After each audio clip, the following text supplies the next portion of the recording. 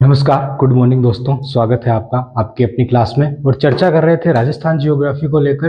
राजस्थान की जियोग्राफी में हमने डिटेल में पढ़ा है सब कुछ अभी तक जो भी पढ़ा है, और स्थिति और विस्तार हमने कंप्लीट पूरा किया है। ठीक है, उसके बाद हमने आगे बढ़े और राजस्थान भौतिक स्वरूप के लिए कुछ क्लासें ले रहे हैं। ठीक है, 2 क्लासें हमने पूरी ले ली है और तीसरी क्लास आज की हमारी राजस्थान का मरुस्थल।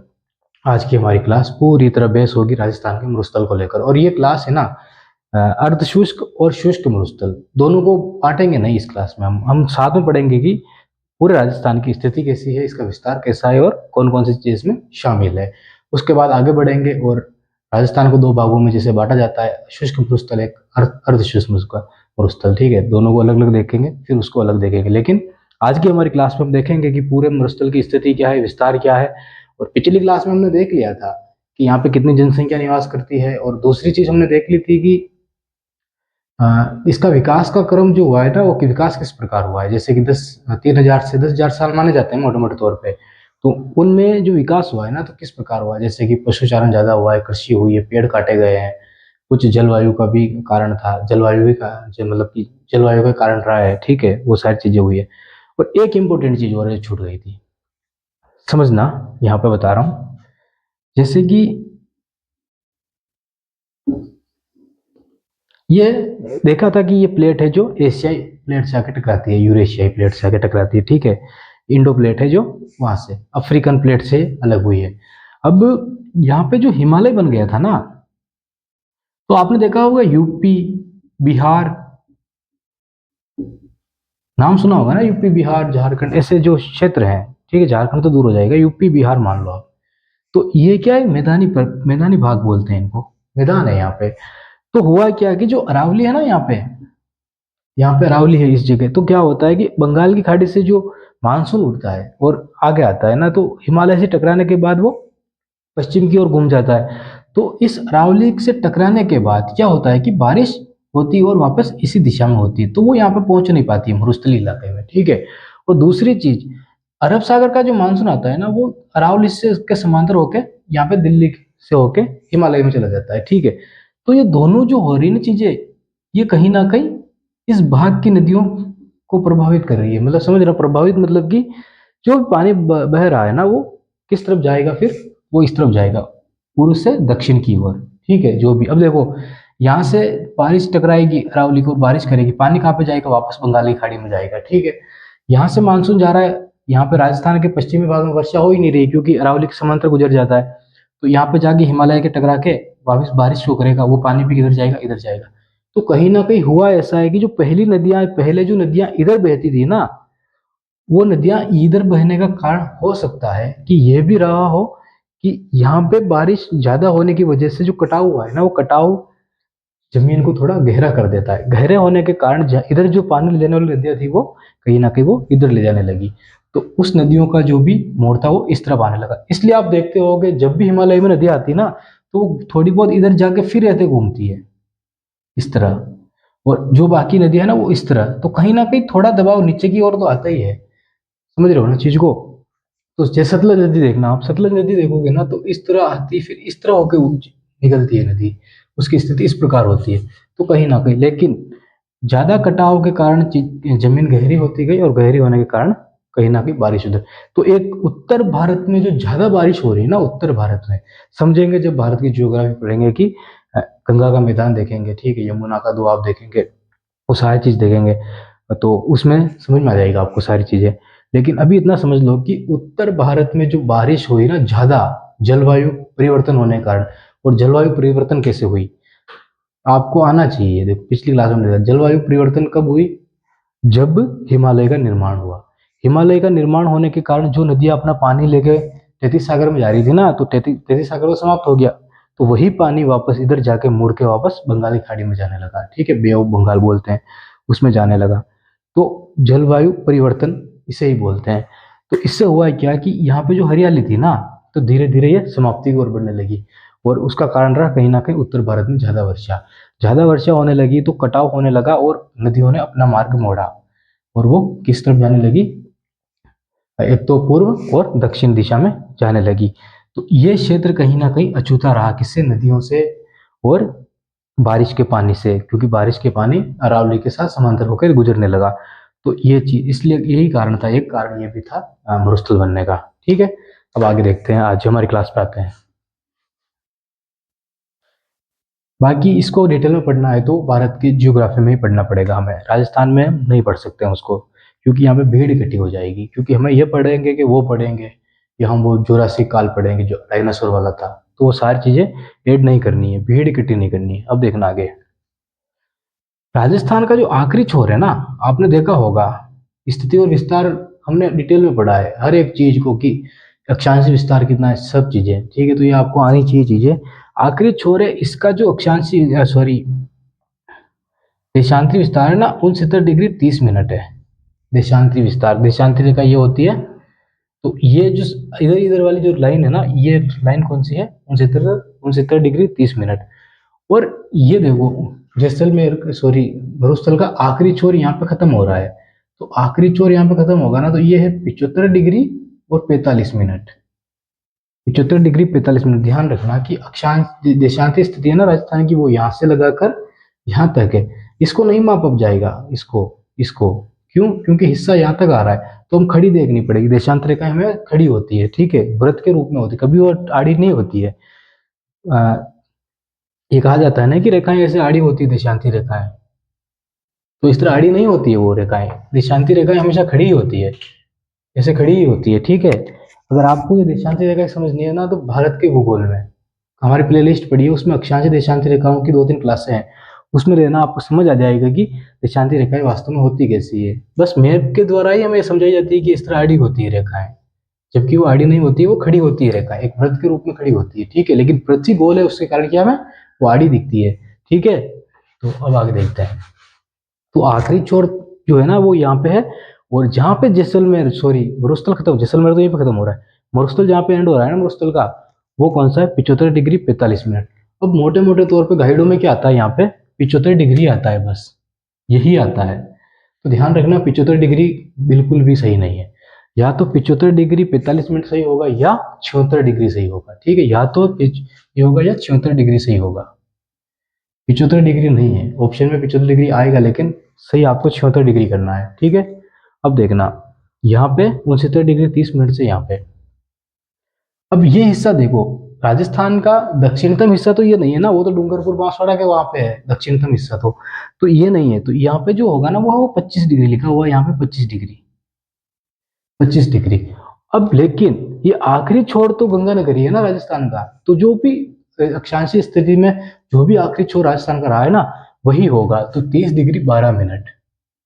अब यहाँ पे भी एक कंफ्यूजन होता है, यहाँ पे भी 30 डिग्री ही पूछ लिया जाता है, लेकिन ध्यान रखना, 30 डिग्री अगर ऑप्शन में होना तो 30 डिग्री को ही राइट करना। क्यों, क्योंकि आगे 12 मिनट है और टोटल होते हैं 60 मिनट। ठीक है, तो 30 डिग्री से जो भी छोटा होगा ना, तो स्थिति वही रहेगी। जैसे कि 23 डिग्री और 31 मिनट है मान लो, तो 31 हो गए ना, तो 30 से बड़ा हो गया। तो अगर मोटे तौर पर लिखना चाहूँ तो इसको 24 डिग्री लिख सकता हूँ मैं। लेकिन अगर यहाँ पे 29 होता ना, तो मैं इसको 23 ही लिखता मोटे तौर पे। ठीक है, समझ रहे हो ना चीज को। तो ये 30 डिग्री 12 मिनट, तो 30 डिग्री भी हम बोल सकते हैं इसको, इसलिए यहाँ पे कभी कभी 30 डिग्री ही आता है, सिर्फ पूछ लिया जाता है तो ये अक्षांशी और विस्तार था। अब आगे बढ़ते हैं। अब इसमें जनसंख्या सबसे घनत्व होता है जैसलमेर में। जनसंख्या घनत्व मतलब क्या होता है, घनत्व क्या होता है, सबसे पहले तो साइंस के अंदर क्या अलग अलग काफी हार्ड डेफिनेशन दे रखी होती है घनत्व को लेकर, तो ये कंफ्यूज हो जाते हैं हम।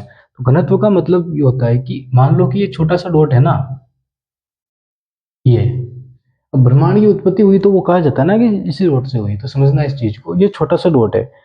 अब मान लो कि मैं इसी के अंदर 1 करोड़ लोगों को घुसा दूं, मतलब कि भर दूं अंदर 1 करोड़ लोगों को, समझ रहे हो ना।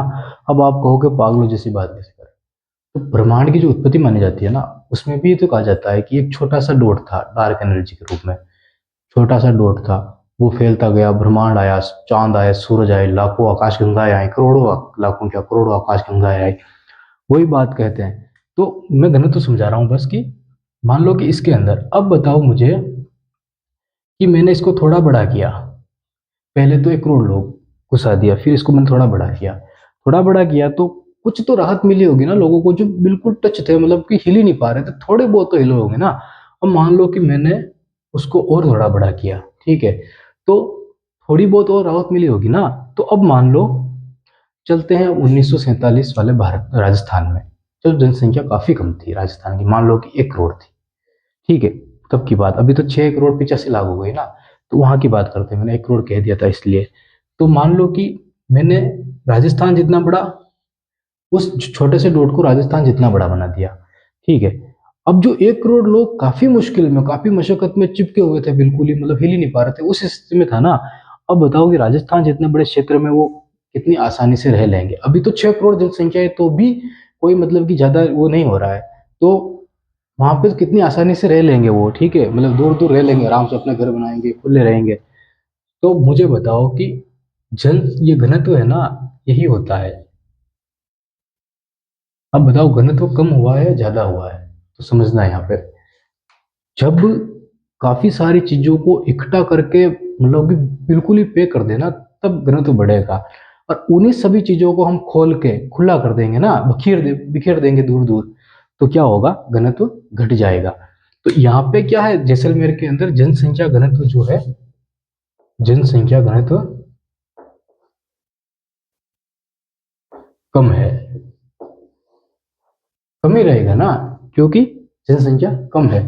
तो जितने भी दूसरे तीनों जो भाग है ना इसके, एक तो मैदानी भाग, एक अरावली प्रदेश पर्वतमाला, और एक हाड़ौती का पठार, जो तीनों है ना, उसमें सबसे ज्यादा जनसंख्या घनत्व किसी का होगा, तो किसका होगा, मरुस्थलीय प्रदेश का होगा। तो राजस्थान का मरुस्थलीय प्रदेश का जनसंख्या घनत्व सबसे कम होगा, ठीक है। अब आगे बढ़ते हैं हम। अक्षांशीय विस्तार हमने देख लिया, जनसंख्या घनत्व की हमने बात कर ली।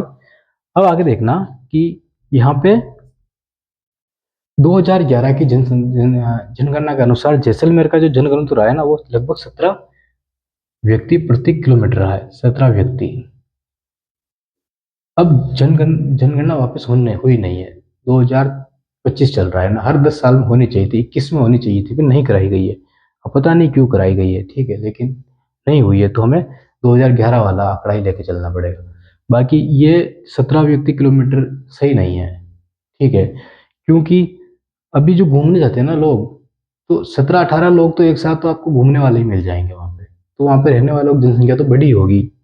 अब देखना यहाँ पे, ये हिस्सा देखना जो मैंने घुमावदार बना रखा है, ये वाला, ठीक है, देखा ब्लैक ब्लैक जो बड़ी लाइन दिख रही है ना आपको, ये तो ये एक संभाग है, ये संभाग है। इस संभाग में 1, 2, 3, 4, 5, 6, 7, 8, लगभग 8 जिले शामिल किए जाते हैं, ठीक है।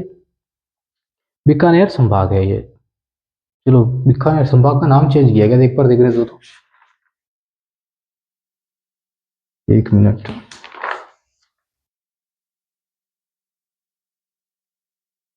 अच्छा, 10 संभाग बना चुके थे पहले, वापस कम कर दिए थे, ठीक है। तो ये जोधपुर संभाग है यहाँ पे ना,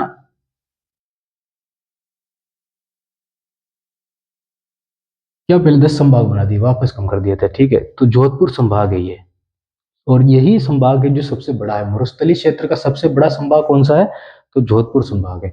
कितने जिले शामिल किए जाते हैं, तो 8 जिले हमने गिने थे, 1, 2, 3, 4, 5, 6, 7, 8, 8 जिले, सही है, ठीक है। उसके बाद बीकानेर संभाग है यहाँ पे, बीकानेर यहाँ पे ना, बीकानेर ये, तो ये देखो 1, 2, 3, 4, ये चारों जिले जो भी है ना, ये बीकानेर संभाग में आते हैं। तो मरुस्थल के अंदर टोटल जो संभाग आते हैं ना, कुल वो 4 संभाग आते हैं। एक तो बीकानेर हो गया, ये इधर, ये हो गया जोधपुर संभाग, ठीक है, बीकानेर संभाग, अजमेर संभाग, और एक संभाग और आता है इसमें, जयपुर संभाग। हल्का फुल्का ये जो सिक्कर विक्कर का इलाका आ रहा है ना यहाँ पे, सिक्कर, ठीक है, ये तो हल्का फुल्का, तो हल्का फुल्का आता है जयपुर संभाग, और हल्का फुल्का अजमेर संभाग आता है, जोधपुर संभाग, और ये, तो 4 संभाग टच करते हैं इसको, मरुस्थलीय जैसलमेर को। लेकिन पूर्णतः 2 संभाग तो इसमें आ ही रहे हैं, शामिल हो रहे हैं, तो बीकानेर और है ये, और सबसे बड़ा जो संभाग है ना, वो कौन सा होगा, जोधपुर संभाग, ठीक है। इनकी विशेषताएं क्या है, वो क्या है, वो तो संभाग में ही पढ़ेंगे हम। अब आगे देखना, बात हो गई संभाग कितने हैं जो, उसके बाद हम आगे बढ़ते हैं और एक चीज और देखते हैं यहाँ पे। अब 3 चीजों की बात करेंगे हम, जैसलमेर को लेकर पहली चीज है कि रेग, सॉरी इर्ग, वो एक है रेग नी हमादा, और एक है रेग। ये तीनों चीजें हैं, तीनों चीजें आपस में जुड़ी हुई है और काफी आसान है समझने के लिए, लेकिन एग्जाम में कभी पूछा जाता है ना तो गलती करते हैं हम। समझना है यहाँ पे, ये इलाका है ना यहाँ पे, ये तो है सम, सम जैसलमेर, ये खड़ी या खुड़ी बोलते हैं इसको, ठीक है। यहाँ पे सम जैसलमेर और खड़ी, ठीक है, खुड़ी, कोई नाम याद नहीं रखना है, सम जैसलमेर सबको पता है, सम जैसलमेर है। लेकिन यहाँ पे इंपॉर्टेंट चीज ये है कि जो मैंने ये बना रखा है ना, ये क्या है कि बिल्कुल ही अ, रेत ही रेत है, बिल्कुल ही पाउडर जैसी रेत, ठीक है, बिल्कुल ही। यहाँ पे क्या है, वनस्पति नहीं हो पाती है बिल्कुल भी,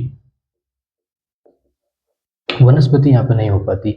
तो ईर्ग जो बोलते हैं ना, वो ये मरुस्थल को बोलते हैं, और ऐसा मरुस्थल जहाँ पे बिल्कुल ही वनस्पति नहीं, बिल्कुल ही शुष्कता, मतलब बारिश का नामो निशान ही नहीं, हल्की फुल्की हो जाए तो हो जाए, बाकी ऐसी स्थिति, मतलब कि बिल्कुल ही गर्म हुआ है, ठीक है, बिल्कुल सबसे ज्यादा तापमान वाला इलाका। जो भी समझना हो ना समझ लेना, वो सारी चीजें हैं इसमें। तो इसको, अब गाइड में 4 लाइनें इसके लिए लिखी है ना, उसको देख लेते हैं कि इसमें क्या लिखा है इसके लिए। दीर्घ के लिए लिखा है कि पूर्णतः रेतीला मरुस्थल, ठीक है, कोई पत्थर नहीं, कोई चट्टान नहीं, बिल्कुल पाउडर, ठीक है, रेतीला मरुस्थल। इसे महान मरुस्थल भी कहा जाता है, इसी को बोलते हैं महान मरुस्थल, ध्यान रखना। क्यों बोलते हैं वो देखेंगे अभी। सर्वाधिक ईर्ग जैसलमेर जिले में है, ठीक है। तो मैंने बता दिया, जैसलमेर सम्मी, जैसलमेर का खुड़ी तो यहीं पे मिलेगी, और कहीं मिलेगी नहीं, मिलेगी तो हल्की फुल्की मिलेगी, ठीक है। बाकी बड़े इलाके, बड़े मतलब इलाके में यहीं पे मिलेगी। दूसरी चीज, इस प्रकार के मरुस्थल में जलवायु अत्यधिक शुष्क एवं वनस्पति न्यूनतम होती है। इसमें तो लिखा वनस्पति न्यूनतम होती है, मैं भी मान के चलोगी होती नहीं है, ठीक है, तभी आपको याद रहेगा कि वनस्पति बिल्कुल ही नहीं होती है। और बिल्कुल ही शुष्क मरुस्थल, मतलब शुष्क हो गया ना तो बारिश का तो मतलब आप देख लो कि 5 सेंटीमीटर बारिश हो जाए तो ही बड़ी बात है यहाँ पे। ऐसा इलाका क्या बोलेंगे इसको, रेग बोलेंगे, महान मरुस्थल, ठीक है इसको। ये कुछ 4-5 पॉइंट थे। अब आगे समझना, दूसरी चीज इसमें आती है हमारे सामने, वो है हमादा। तो यहाँ पे जो बना रखा है ना, ये बाउंड्री मैंने, ये देखो ये तो एक इलाका तो आ रहा है किसका, जैसलमेर का, ठीक है, और बोलते हैं पोखरण जैसलमेर, पोखरण जैसलमेर का भाग, एक स्थान है पोखरण, वहां पे पोखरण हो गया। ये हो गया फलोदी, पहले जैसलमेर का ही हिस्सा था फलोदी, फिर उसको तोड़ दिया गया, ठीक है, हल्का यहाँ से लिया गया, हल्का यहाँ से, तो तोड़ दिया गया। तो तोड़ने के बाद क्या किया गया यहाँ पे, स्थान तो पहले फलोदी था, पहले फलोदी जैसलमेर में आ रहा था ना, फलोदी जैसलमेर, ठीक है। लेकिन तोड़ने के बाद क्या किया, एक नया राज्य जिला बन गया, तो अब ये अपने आप में जिला हो गया, तो स्थान नहीं रहा, ये जिला हो गया। तो फलोदी, यहाँ पे फलोदी, जैसलमेर, पोखरण जैसलमेर और बालोतरा। अब पहले बाड़मेर का हिस्सा बालोतरा था, लेकिन अब अलग कर दिया गया, तो पहले स्थान के रूप में देखते थे हम यहाँ पे, लेकिन अब क्या करेंगे, जिले के रूप में देख रहे हैं, तो यहाँ पे है बालोतरा। तो फलोदी, जैसलमेर और बालोतरा, ये त्रिकोणीय जो श्रृंखला बन रही है ना यहाँ पे, ये है हम्मादा। और ये बहुत बड़े आकार का है, इसलिए इसको इंपोर्टेंट माना जाता है। बाकी ऐसी सारी ऐसी जगह और काफी सारी है, और इसका अर्थ होता है, सिंपल सा अर्थ होता है, ऐसा भाग जहाँ पे रेत नहीं होती है, ठीक है, रेत नहीं होती है, बजरी होती है यहाँ पे। बजरी आप समझो, मतलब कि बड़ी बड़ी चट्टानों के टुकड़े नहीं होते, वो छोटे छोटे, वो या तो वो होगा, या फिर चट्टाने होगी यहाँ पे, मतलब कि बिल्कुल ही पथरीला मरुस्थल, पथरीला मरुस्थल बोलते हैं इसको, पथरीला, ठीक है। अब देखना यहाँ पे क्यों बना है पथरीला मरुस्थल, तो समझना। लाइट चली गई, आ जाएगी, देखो पथरीला मरुस्थल, मरुस्थल क्यों बना वो देखना कि ये है ना, अब देख लो, ये एक तो ईर्ग हो गया हमारे सामने, एक हो गया रेक। अब यहाँ पे एक चीज समझनी पड़ेगी हमको, वो समझनी पड़ेगी कि ये जो हमने बोला था ना, ये बिल्कुल पाउडर जैसी रेत रेत है। अब यहाँ पे बारिश नहीं हो पाती इधर, ठीक है। तो अगर हवा इस साइड की चलेगी ना, इस साइड की, सिर्फ कहानी के रूप में समझा रहा हूं मैं कि हवा अगर इस साइड की चलेगी ना, तो यहाँ से जो हवा पाउडर उड़ा के ले जाएगी, वो किधर, जैसलमेर की तरफ लेके जाएगी। तो यहाँ पे फिर बारिश नहीं हो पाएगी, तो ये चीजें जम नहीं पाएगी यहाँ पे, ठीक है। तो ये रेत उड़ती रहती है यहाँ पे, तो इसको बोलते हैं महान मरुस्थल, विस्तार बढ़ रहा है यहाँ पे, ठीक है, इसलिए।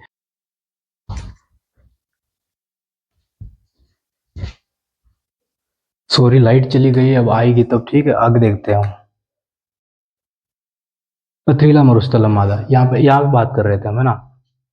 तो यहाँ पे क्या होता है कि देखो, ये पथरीला मरुस्थल हो गया, और हमने बात की थी इर्ग, कि इर्ग क्या है। तो इर्ग क्या हमने देखा था कि एक बिल्कुल ही रेत जैसा पाउडर, मतलब बारीक रेत जैसे उड़ती रहती है, वहां पे बारिश का कोई मतलब है ही नहीं, ठीक है। 5 सेंटीमीटर 10 सेंटीमीटर की बारिश मानी जाती है, तो कितनी होती होगी आपके हिसाब से, हल्की फुल्की बूंदे। तो ना तो ये कभी जम पा रही है, बस उड़ती रहती है ऐसे, ठीक है। तो ये पथरीला मरुस्थल है ना, यहाँ पे हवा ऐसे चल रही है मान लो, तो यहाँ से जो भी रेत उड़ के जाएगी वो किधर इकट्ठी हो जाएगी, इधर इकट्ठी हो जाएगी, और बाकी चल रहा है। अब बात करते हैं हम रेग की। तो देखो, रेगिस्तान, नाम भी सुना है ना, रेगिस्तान मतलब कि बढ़ रहा है, रेगिस्तान मतलब बढ़ता हुआ स्थान, ठीक है, रेगिस्तान। तो समझना, ये क्षेत्र हो गया बाड़मेर बालोतरा हो गया, यहाँ पे ये जालोर हो गया सांचौर वाला, ये पाली हो गया, तो इस तरह ये जोधपुर हो गया, ये देखो। तो ऐसे जो स्थान बनते हैं ना पथरीले स्थान, अब एक जगह से नहीं है, ऐसा नहीं है कि सिर्फ हमारा एक जगह ही है, बहुत सारी जगह होते हैं, लेकिन यहाँ पे हाईलाइट है चीज, क्योंकि 3 जिलों में आ रहा है और बड़ा बड़े क्षेत्र पे है ये, और यहाँ पे कुछ प्रोजेक्ट भी चल रहे हैं। तो वो जब परियोजनाओं की बात करेंगे ना, तब हम बात करेंगे। तो ये चीज है यहाँ पे इम्पोर्टेंट, ठीक है। अब आगे देखना, 1 मिनट, अब आगे देखना, ठीक है, ध्यान से देखना अब कि अ, ये मैंने कहा ना ये क्षेत्र है। अब देखो, यहाँ पे तो बारिश हो पा रही है ना, इधर तो बारिश हो पा रही है ना, इधर बारिश नहीं हो पा रही, तो इसीलिए तो ये इर्ग बन रहा है यहाँ पे, क्योंकि रेत है। अब उड़ ना तो उड़ पा रही है, यहाँ पे उड़ती रहती है, बस शुष्क है। अब शुष्कता कहाँ पे होगी, जहाँ पे गर्म हवाएं होंगी, बिल्कुल गर्म हवाएं। अब हल्की हवाएं रेत पाउडर की तरह, मतलब आप जाओगे ना तो आपके आंखों में गिरने लगेगी रेत, लेकिन यहाँ पे थोड़ी बहुत हवाएं भारी होती है और जमाव होता है। तो यहाँ पे एक तो देखो लूनी नदी निकल रही है यहाँ से, तो यहाँ पे लूनी का बेसिन है, यहाँ से वो खारी हो जाती है नदी बालोतरा से आगे जाके, तो वो सारी चीजें हैं। तो मतलब कि कुछ अपशिष्ट पदार्थ मिलते हैं ना इसमें, तो उससे। तो अब देखो यहाँ पे, एक तो हो गया ये हमादा, ठीक है, एक हो गया ये इर्ग और रेग। अब रेग इर्ग समझ गए ना। अब मुझे आप खुद ही बताओ, यहाँ पे तो क्षेत्र हमारा जो है ना वो क्या है, बिल्कुल ही मरुस्थल है, ठीक है, कोई पथरीला नहीं, कोई कुछ नहीं, बस रेत की तरह है। यहाँ पे आता है पथरीला मरुस्थल, बिल्कुल ही पत्थर, यहाँ पे बजरी, मतलब कि बड़े बड़े पत्थर या टुकड़े, ठीक है, लेकिन रेत नहीं, क्योंकि हवा से उड़ गए, या तो इधर उड़ गए या इधर उड़ गए। अब यहाँ पर रेत भी मिलेगी आपको, यहाँ पे हल्के फुल्के पत्थर भी मिलेंगे, क्यों, क्योंकि यहाँ पे बारिश होने की संभावना बनती है, बेसिन आ रहा है ना लूनी नदी का, तो कुछ चीजें बहा बहा के इधर आएगी, ठीक है। कभी नदी बहाव ज्यादा आएगा तो वो चीजें बहा के इधर उधर बाहर फेंक देगी, तो यहाँ पे रेत भी होगी और ये भी होगी। तो इसको बोलते हैं रेत प्लस पत्थर। मुझे बताओ कि इसको मिश्रित मरुस्थल बोल सकता हूँ, नहीं बोल सकता हूँ, बोल सकते हैं ना। तो ये हो गया मिश्रित मरुस्थल, ये हो गया पथरीला मरुस्थल, और ये हो गया महान मरुस्थल, रेग मरुस्थल, मतलब कि सॉरी, इर्ग। इसको रेग, हमादा और इर्ग, अब नहीं भूलोगे आप कभी, ठीक है, किसको बोलते हैं। ध्यान रखना, पूछ लिया जाता है कि हमादा किन क्षेत्रों में फैला हुआ है। तो एक तो हो गया अपने जैसलमेर, फलोदी और बालोतरा, दोनों पहले स्थान थे, अभी जिले बन गए हैं। यह क्लियर हो गया हमारा। उसके बाद आगे बढ़ते हैं हम।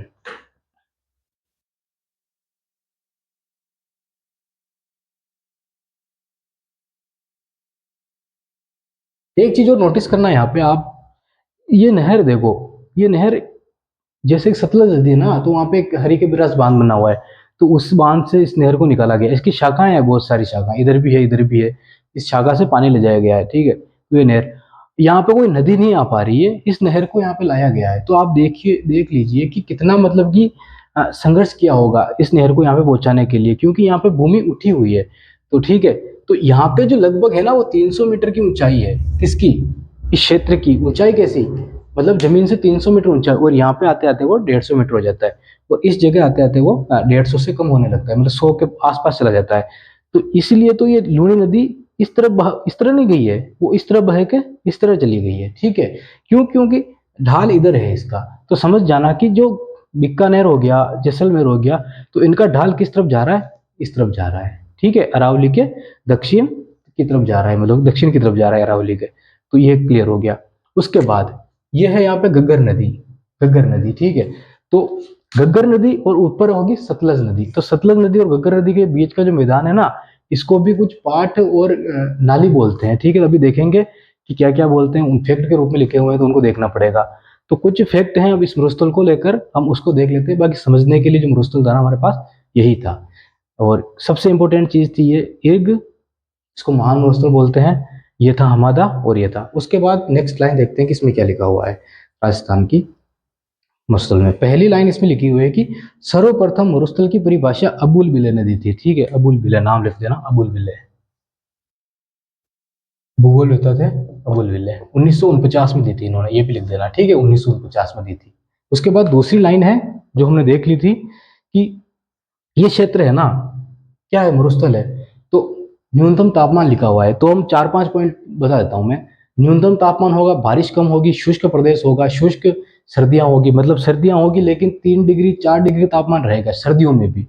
और गर्मियों में रात को हल्की फुल्की ठंड होगी वहां पे, क्यों, क्योंकि रेत है, जल्दी गर्म होगी जल्दी ठंडी हो जाएगी। ठीक है, स्थल खंड नहीं है, सॉरी जल खंड नहीं है, स्थल खंड है ये। तो जल धीरे ठंडा होता है, धीरे गर्म होता है, लेकिन रेत पत्थर हमेशा जल्दी गर्म हो जाएंगे और जल्दी ठंडे हो जाएंगे। ठीक है, ये चीज आपको दूसरी क्लास तीसरी क्लास पढ़ा दी होगी, तो जरूरी नहीं है पढ़ाना यहाँ पे। फिर यहाँ पे बलुई मिट्टी पाई जाती है, तो पता है रेत है, रेत कोई बलू बालू रेत।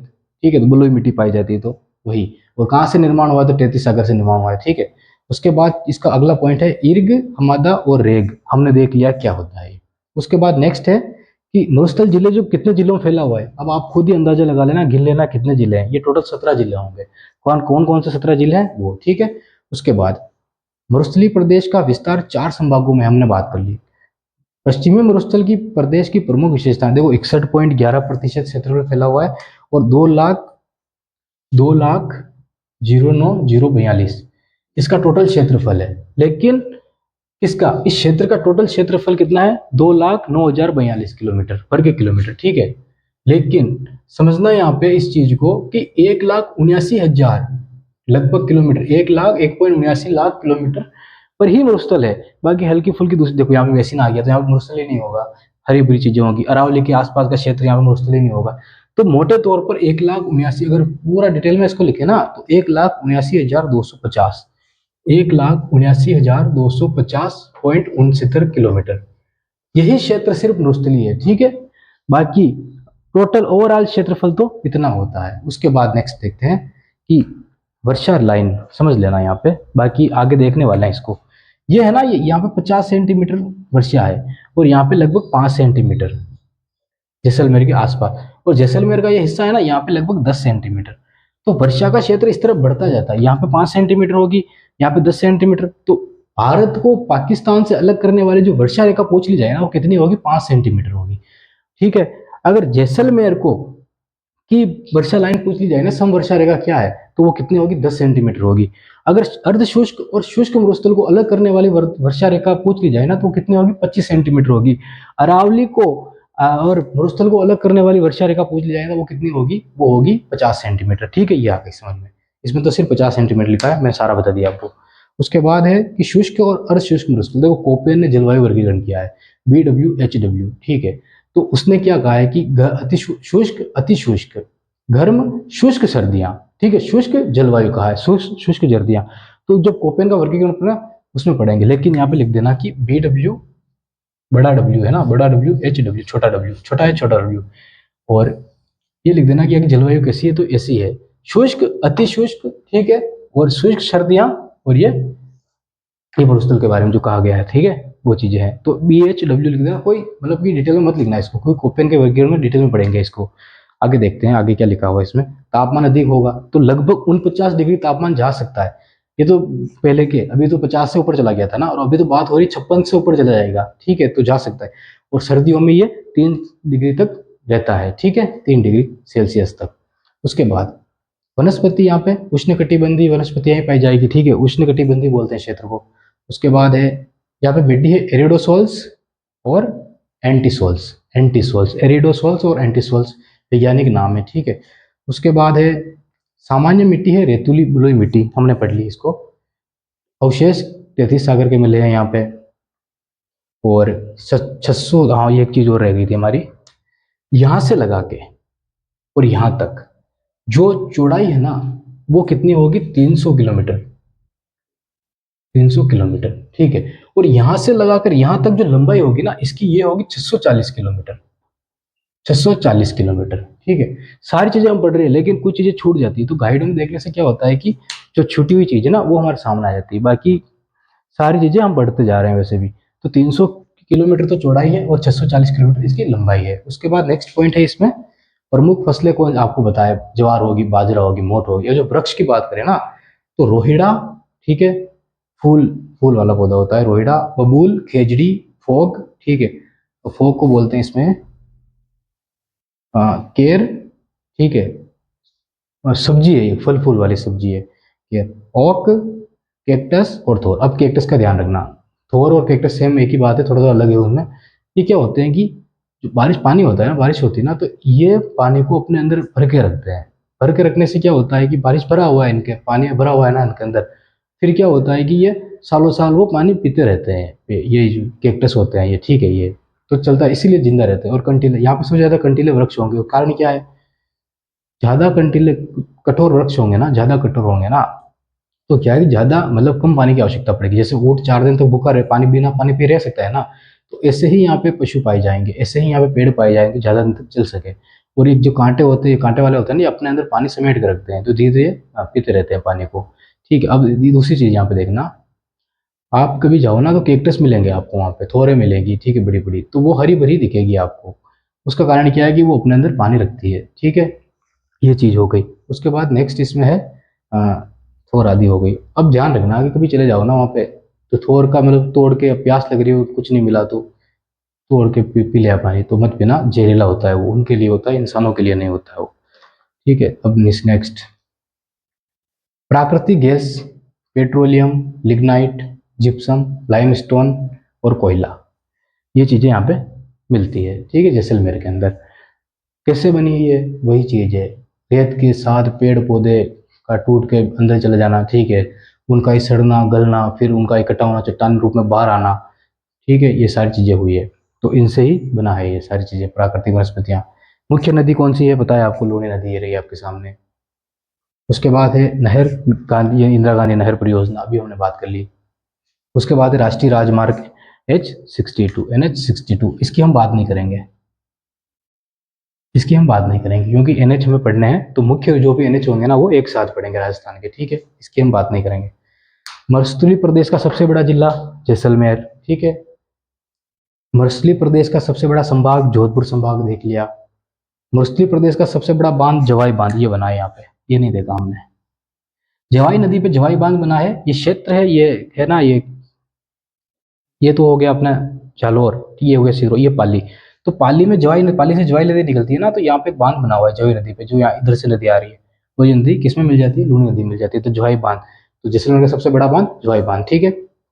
उसके बाद मरुस्थलीय प्रदेश का सबसे बड़ा अभ्यारण्य मरु, ये अभ्यारण्य देखो, बाड़मेर और इसकी सीमा पे ये फैला हुआ है, और यहीं पे मिले हैं अवशेष किसके, जानवरों के जीवाश्म मिले हैं यहाँ पे, अकलवुड फासिल के पार्क बोलते हैं इसको, अकल गांव में, तो इसके आसपास के क्षेत्रों में, तो यहीं पे तैतीस सागर के जो मछलियों के जो मिले ना, जीवों के कुछ हड्डियां वड्डियां, वो यहीं पे मिली है, ठीक है, मरुस्थल, इसको बोलते हैं मरु उद्यान, मरु उद्यान, ठीक है, ठीक है। उसके बाद देखना नेक्स्ट, राष्ट्रीय मरु उद्यान जैसलमेर और बाड़मेर।